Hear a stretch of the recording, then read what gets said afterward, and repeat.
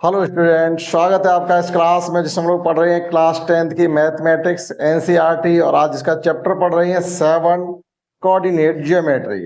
Most important topic है जिसमें खूब अलजेब्रा का यूज करते हैं, भरपूर अलजेब्रा का यूज करके हम कोऑर्डिनेट ज्योमेट्री समझते हैं और कोऑर्डिनेट ज्योमेट्री समझने के लिए हम लोग अलजेब्रा का यूज करते हैं। जब आप इसको पढ़ेंगे तो आप देखेंगे इसमें तो अलजेब्रा का यूज हो रहा है और अलजेब्रा को समझने के लिए कोऑर्डिनेट ज्योमेट्री का भी यूज करते हैं। बातें दोनों ही है। तो चैप्टर हमारा है कोऑर्डिनेट ज्योमेट्री 7।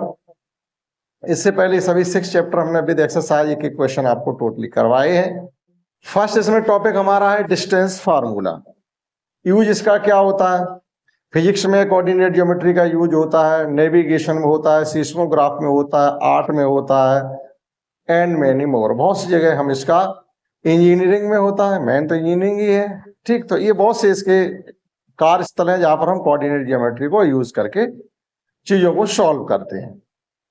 आज के एक्सरसाइज जो 7.1 है वो केवल और केवल डिस्टेंस फार्मूला पर रिलेटेड है। यानी डिस्टेंस फार्मूला क्या होता है, किस प्रकार से हम दो पॉइंट के बीच की डिस्टेंस को फाइंड करते हैं, how find distance between two given point, that is P and Q. यहाँ पर हमने एक डायग्राम बना रखा है, इसकी हेल्प से हम ये समझेंगे कि दो पॉइंट जो होते हैं उनके बीच की डिस्टेंस कैसे फाइंड करते हैं। आइए समझते हैं। पहले हमने कोऑर्डिनेट सिस्टम को बनाया है। ये पॉइंट ओरिजिन कहा जाता है जिससे कोऑर्डिनेट 0 0 होते हैं। ये एक्स एक्सिस बोली जाती है, वाई बोली जाती है, एक्स डैश बोली जाती है, वाई डैश बोली जाती है। कहने मतलब है ये एब्सिसा होता है, ये ऑर्डिनेट होता है, ये पॉजिटिव एक्स एक्सिस होती है, यहाँ से यहाँ ये नेगेटिव एक्स एक्स होती है, ये नेगेटिव वाई होती है और ये पॉजिटिव वाई होती है। ये फर्स्ट क्वाड्रेंट होता है, ये second quadrant, third quadrant and this is fourth quadrant. इनकी जरूरत अगली एक्सरसाइज में आएगी, जिसमें भी आएगी वहां बताया जाएगा। अभी हमने सपोज किया है कि पॉइंट P एंड Q दो पॉइंट हैं, इनके बीच की हमें डिस्टेंस फाइंड करनी है। एक्सरसाइज पे बाद में चलेंगे, पहले डिस्टेंस फार्मूला को जनरेट करना सीखेंगे कैसे किया जाता है। हालांकि प्रूफ करने के लिए आ भी सकता है, नहीं भी आ सकता, कोई बड़ी बात नहीं है, लेकिन होता क्या है उसका मेन कॉन्सेप्ट क्या है वो हमें पता होना चाहिए। तो इस प्रकार से P पॉइंट यहाँ पर है, तो P पॉइंट से परपेंडिकुलर गिराते हैं, एक्स पर A पर आके ज्वाइन होता है। तो यहाँ से यहाँ तक की डिस्टेंस जो OA है वो हमने x1 कंसीडर की है। इसी प्रकार से डिस्टेंस OB को हमने x2 कंसीडर की है। अब ये जो डिस्टेंस होती है एक्स के पैरेलल चलते हैं x की डिस्टेंस बोली जाती है, जो डिस्टेंस बाय एक्स से चलते हैं वो y की डिस्टेंस बोली जाती है। तो जब यहाँ से हम परपेंडिकुलर अबव की तरफ चलेंगे तो ये डिस्टेंस हमने y1 कंसीडर की है। तो P के जो कोऑर्डिनेट हो जाएंगे वो एक्स एक्सिस पर चलेगी distance and distance on Y axis that is x, y। हमको इनको कंसीडर किया x1, y1। In the same way distance OB is x2 and distance BQ is y2 that is coordinate of point Q will be x2 and y2। ठीक, now we find the distance between P and Q। अब यहां से एक तरीके से आप ये समझ सकते हैं, ये OP स्क्वायर है, हमको क्या फाइंड करना है, OP PQ square. PQ square एक तरीके से अगर आप देखें तो यहाँ पर ये राइट एंगल ट्रायंगल हमारा बन रहा है। तो ये राइट एंगल ट्रायंगल बन रहा है, तो हम क्या करेंगे, राइट एंगल ट्रायंगल PRQ में पाइथागोरस थ्योरम लगा सकते हैं। लेकिन कब, जब distance between PR and RQ हमको मालूम हो। आप देखिएगा ध्यान से कि ये डिस्टेंस हमको OA और OB पता है, तो अगर हम ये AB डिस्टेंस फाइंड करना चाहे तो नहीं कर सकते, बिल्कुल कर सकते हैं।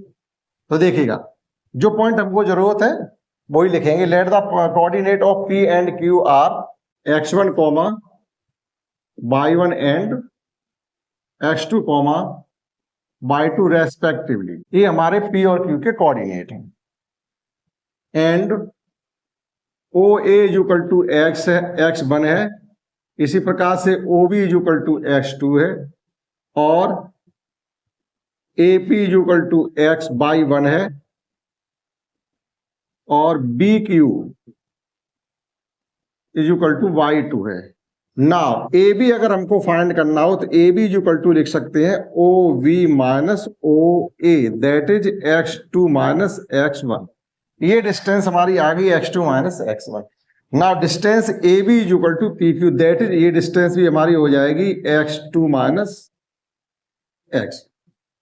इन the same way RQ is equal to हो जाएगा BQ minus BR that is y2 minus y1।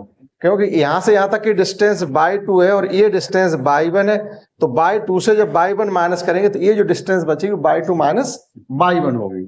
Now in right angle triangle PRQ bye Pythagoras theorem, Pythagoras theorem right angle triangle में ही लगती है और कहीं पाइथागोरस का नाम आप सुनेंगे नहीं, कहीं भी हमने भी गणित पढ़ा है लेकिन पाइथागोरस इस थ्योरम के इस राइट एंगल ट्राइंगल के अलावा कहीं भी हमने पाइथागोरस का नाम गणित में नहीं सुना।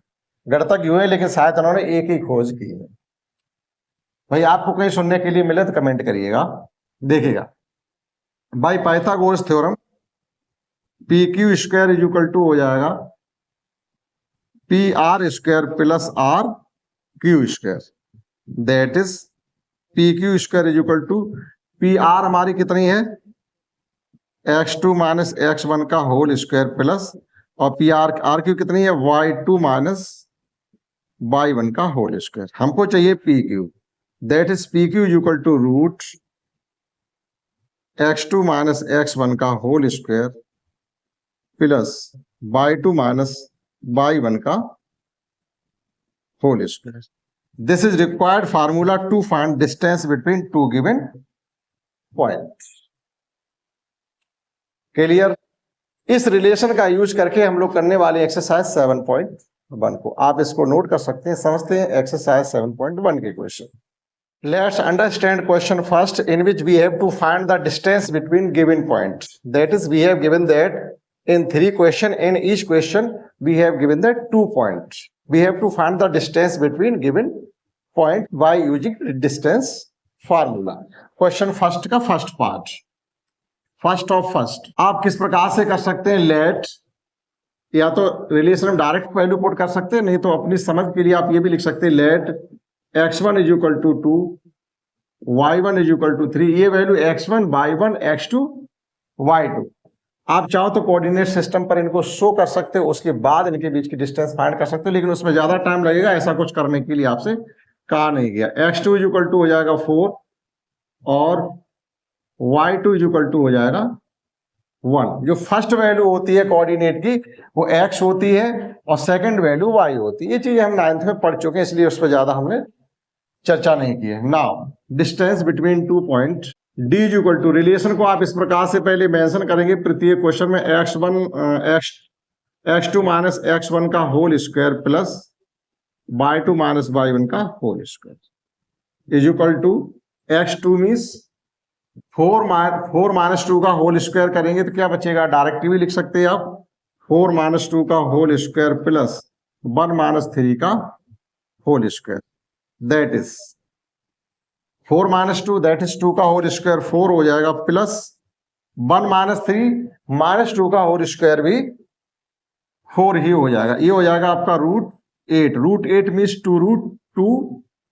ये आपकी डिस्टेंस आ गई, लेकिन डिस्टेंस है तो निश्चित रूप से इसकी कोई ना कोई यूनिट भी रही होगी, तो आप इसकी यूनिट भी लिखेंगे। आप इसके आगे लिख रहे केवल यूनिट, बस। ये हो गया question first. In the same वे आप सेकंड समझिएगा, डायरेक्ट करिएगा, आप कुछ भी लेट नहीं करेंगे। x2 माइनस x1 का होल स्क्वायर, रिलेशन तो लिख ही लीजिएगा, x2 माइनस x1 का whole square plus y2 minus y1 का whole square is equal to x2 means है आपका -1। हाँ सेकंड वाला ही तो कर रहे हैं, तो x2 है हमारा -1 और माइनस x1, तो माइनस माइनस ये प्लस के 5 हो जाएंगे, प्लस y2 माइनस y1 जैसे 3 माइनस 7 का होल स्क्वायर। यहां पर हमारा क्या बचेगा? -1 प्लस 5 मीन्स 4 बचेगा, 4 का स्क्वायर 60। 3 माइनस 7, यहाँ भी माइनस का 4 बचेगा, माइनस का स्क्वायर करेंगे प्लस हो जाएगा, तो ये हो जाएगा 60। सेम नंबर हो तो इसका क्या हो जाता है? 4 को 16 का स्क्वायर क्या होता है? 16 का स्क्वायर रूट 4 होता है। 4 लिख लीजिएगा बाहर आप और √2 लिख दीजिएगा। अगर सेम नंबर हो, जैसे यहां पर भी सेम नंबर थे 4 प्लस 4, तो 4 का स्क्वायर रूट क्या था? 2 और स्क्वायर रूट के अंदर लिख दीजिएगा आप 2। इसी प्रकार से यहाँ पर ऐसे जितने भी नंबर आएंगे उनका उस जो नंबर परफेक्ट स्क्वायर है अगर, तो इसका स्क्वायर रूट और ब्रैकेट में 2। इन द सेम में देखिएगा इसका थर्ड पार्ट भी हमको गिवन है, उसे भी कर लेते हैं। d is equal to direct आप लिखिएगा x2 माइनस x1 का होल स्क्वायर, तो -1 माइनस a प्लस -b हालांकि माइनस ये वाले हैं, लेकिन ये माइनस उनसे हो रहे थे, लेकिन साइन भी माइनस हो जाएंगे। ठीक, तो ये कुल मिला के हो गया है आपका माइनस का 2a² करेंगे तो प्लस का हो जाएगा, यानी 4a² plus 4b² equal to 4 का आ जाएगा 2√a² प्लस b²। दोनों जगह से 4 कॉमन लेंगे तो पूरे एक परफेक्ट स्क्वायर नंबर है, बाहर लेंगे 2 आ जाएगा, अंडर रूट के अंदर क्या बचेगा, a² प्लस b² यूनिट। ये था क्वेश्चन फर्स्ट, आप नोट कर सकते हैं, समझते हैं क्वेश्चन। सेकंड क्वेश्चन एक पीछे इसका एक्सप्लेन करके दिया गया, कहा गया उसे ही आप करिएगा, तो उसको हम छोड़ दे रहे, आप कर सकते हैं। आप नोट करिए, समझते हैं question. Determine the point are collinear. अब देखिएगा कोलिनियरिटी इसमें भी हम सीखेंगे, लेकिन डिस्टेंस फार्मूला का यूज करके हम कोलिनियरिटी निकालें। क्या होती है कोलिनियरिटी, आप उसे भी समझिएगा।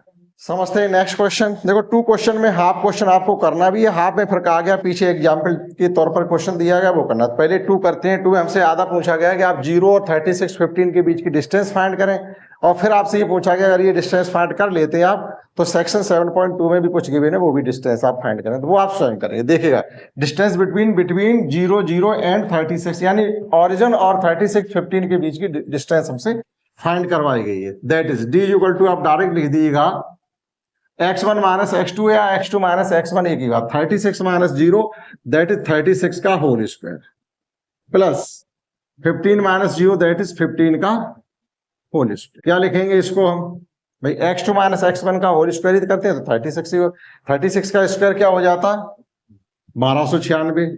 15 का स्क्वायर क्या हो जाता, 225। आप इनका एडिशन करिएगा तो 6 प्लस 5 11, 9 प्लस 2 11 और 1 12, फिर कैरी 1, 2 2 प्लस 4 5 और 1 15 21 का जो भी स्क्वायर रूट आपका निकलेगा वही इसका आंसर हो जाएगा, आप कर पाएंगे। आगे हमसे पूछा गया कि find the determine the points are collinear. ये पॉइंट हमारे कोलिनियर हैं या नहीं। कोलिनियर, पहले तो आप समझेंगे कोलिनियर का मीन्स क्या होता है। लीनियर क्या होता है, पिछले क्लास में आपने पढ़ा था लीनियर। लीनियर मीन्स जैसे आपने पढ़ा था ax plus by plus c, this is a linear equation. और इस इक्वेशन को जब हम ग्राफ पेपर पर रिप्रेजेंट करते थे तो एक सिंगल लाइन आपको प्राप्त होती थी, इसलिए इनको लीनियर कहते हैं, रैखिक समीकरण।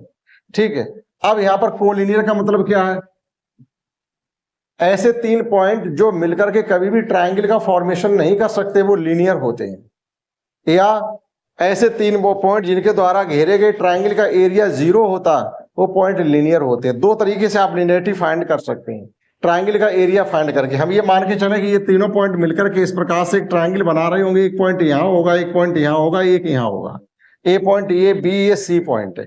आप इस ट्रायंगल का एरिया फाइंड करें, जिस ट्रायंगल का एरिया 0 आ जाए, इसका मतलब ये तीनों पॉइंट कैसे रहे होंगे, किसी एक ही लाइन पर लाई कर रहा है, ये ट्रायंगल बना ही नहीं रहे थे, तभी तो ट्रायंगल का एरिया 0 आया। तो हम क्या कह देंगे, the given point will be collinear. क्यों, because the area of triangle 0। एक तो ये तरीका हो गया। दूसरा क्या होगा, जो हम पढ़ रहे हैं यहाँ पर वहां से भी हम लीनियरिटी फाइंड कर सकते हैं। अगर कोई 3 पॉइंट कोलिनियर है, कोलिनियर मींस 3 पॉइंट आपके एक ही रेखा पर लाइन कर, एक ही लाइन पर लाई कर रहे, एक ही लाइन पर एक सीध में है, तो लीनियर कहे जाते हैं, कोलिनियर कहे जाते हैं।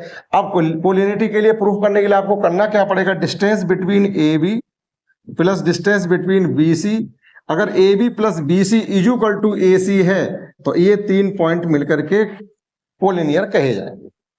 यहां से यहां तक की डिस्टेंस मान लीजिएगा 4 यूनिट है, and distance between B and C 6 unit है, then 4 plus 6 is equal to 10, that is distance between A and C will be 10 centimetre. Then can be say that points A B C are collinears. Now find the given points, collinear और not. Let point A है हमारा 1,5, B है हमारा point B है 2 3, और point सी है हमारा -2 -11। ये पॉइंट हमको गिवन है। Now A B is equal to A B x1 minus x2, that is x2 minus x1 करिए चाहे x1 माइनस x2 करिएगा, आपके रिलेशन पर कोई फर्क नहीं पड़ेगा, क्योंकि स्क्वायर होके वही रह जाएगा। तो 2 - 1 यानी 1, प्लस 3 - 5 यानी बाई 2 माइनस बाई 1, 3 - 5 -2 स्क्वायर 4 हो जाएगा, दैट इज ये आ गया आपकी 5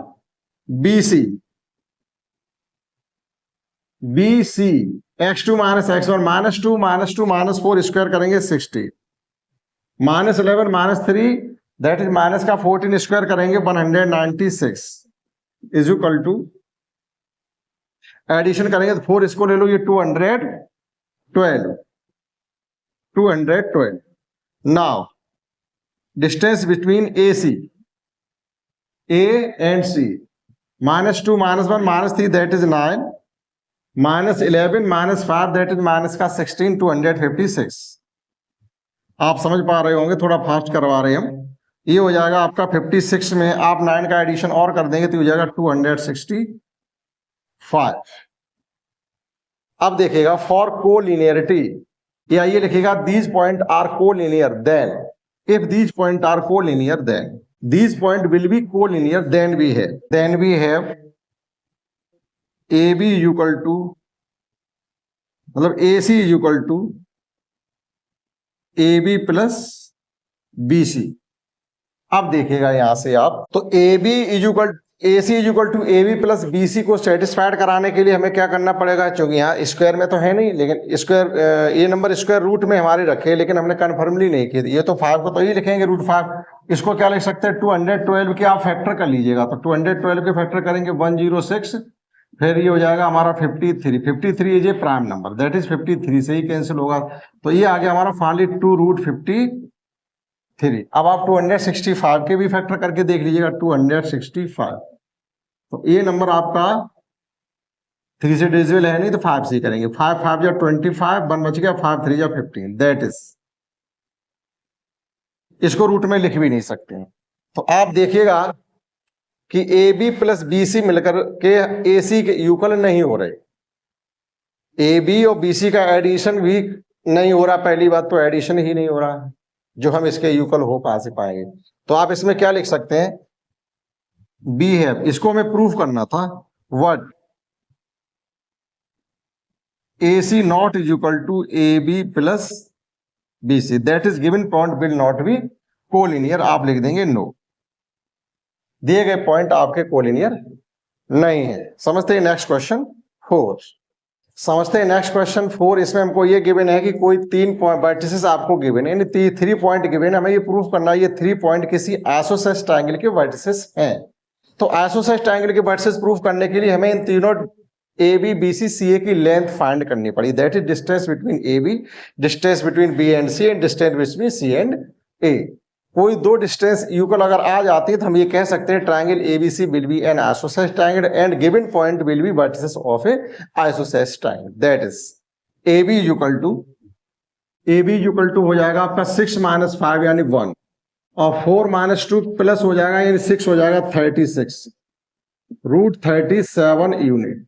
इन the same way BC equal to 7 - 6 1 plus -2 - 4 - 6 that is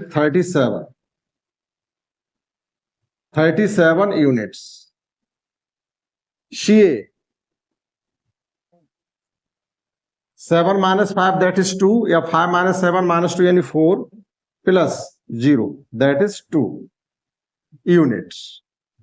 अब आप देखिए ध्यान से, दो डिस्टेंस हमारी AB और BC यूकल है, AB और BC यूकल, इसका मतलब triangle ABC is an isosceles triangle and given point A and B and C will be the vertices of a isosceles triangle. ये था क्वेश्चन 4। नेक्स्ट क्वेश्चन 5 है और इस क्लास का लास्ट क्वेश्चन भी है। बचे हुए क्वेश्चन हम लोग करेंगे अगली क्लास में। 5 में एक हमको ग्राफ गिवन है, उस ग्राफ की मदद से आप पॉइंट A B C और D के कोऑर्डिनेट फाइंड कर लेंगे। AB BC CA और DA सभी फाइंड करेंगे। अगर सभी डिस्टेंस यूकल आती हैं और डायगोनल की डिस्टेंस भी यूकल आती है तो आप कह सकते हैं कि वो जो 4 पॉइंट हमको दिखाई दे रहे हैं वो स्क्वायर की फॉर्म में है। क्वेश्चन पढ़ने में थोड़ा लंबा है लेकिन ग्राफ बना हुआ है, ग्राफ की मदद से आप क्या करेंगे, जो पॉइंट हमको गिवन है उन पॉइंट के आप कोऑर्डिनेट सभी जो ग्राफ गिवन है उसकी हेल्प से निकाल लेंगे। A B C और ये D। पहले AB फाइंड करेंगे, BC CD और D। After that diagonal AC and BD भी फाइंड करेंगे। इन ए square 4 sides will be equal and diagonal will also be equal, then we can say that quadrilateral ABCD will be a squares.